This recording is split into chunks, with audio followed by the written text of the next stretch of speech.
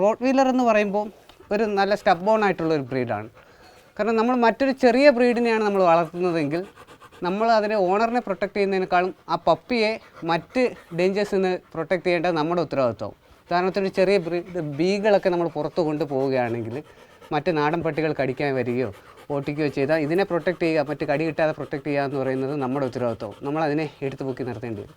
അതേസമയം റോഡ് വീലറിനെ കൊണ്ട് നമുക്ക് എവിടെ വേണോ പോവാം.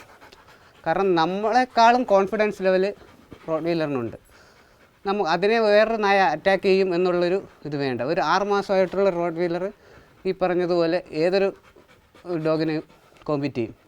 നല്ല രീതിയിൽ നല്ല ജനുസിൽപ്പെട്ട ഒരു റോഡ് വീലറാണെങ്കിൽ നമുക്ക് ധൈര്യമായിട്ട് അവളെ കൊണ്ട് പുറത്ത് പോവാം. മറ്റ് അസുഖങ്ങളൊന്നും പുറത്തുനിന്ന് കിട്ടാതിരുന്നാൽ മതി. ബാക്കി മറ്റ് ഡോഗ്സ് ആക്രമിക്കുമെന്നോ അങ്ങനെയുള്ള പേടി നമ്മൾ റോഡ് വീലറിൽ നോക്കണ്ട.